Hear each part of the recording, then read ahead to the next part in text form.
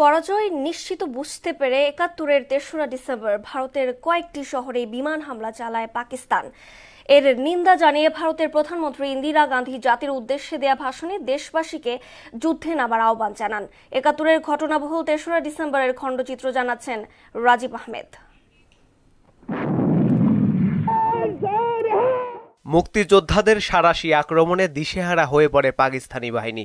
একে একে বিভিন্ন এলাকায় পরাজয়ের খবরে উদ্বেগ ছড়িয়ে পড়ে ইসলামাবাদে। সেনা সদর থেকে রাষ্ট্রের সর্বোচ্চ মহল সবখানেই তখন আতঙ্ক।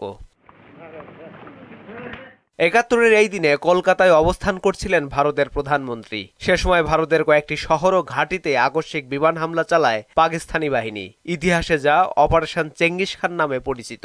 দ্রুত দিল্লিতে ফিরে ভারতের প্রধানমন্ত্রী ইন্দিরা গান্ধী জাতির উদ্দেশ্যে ভাষণ দেন। পাকিস্তানি হামলার নিন্দা জানিয়ে দেশবাসীকে যুদ্ধে নামার আহ্বান জানান তিনি।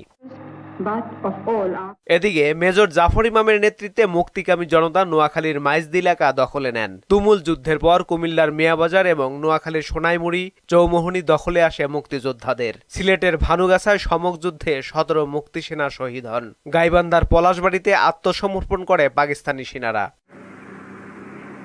অবস্থা বেগতিক বুঝতে পেরে সব আন্তর্জাতিক ফ্লাইট বাতিলের পাশাপাশি সান্ধ্য আইন জারি করে পাকিস্তানি সরকার। ইসলামাবাদে নেমে আসে অদৃশ্য কারফিউর ছায়া।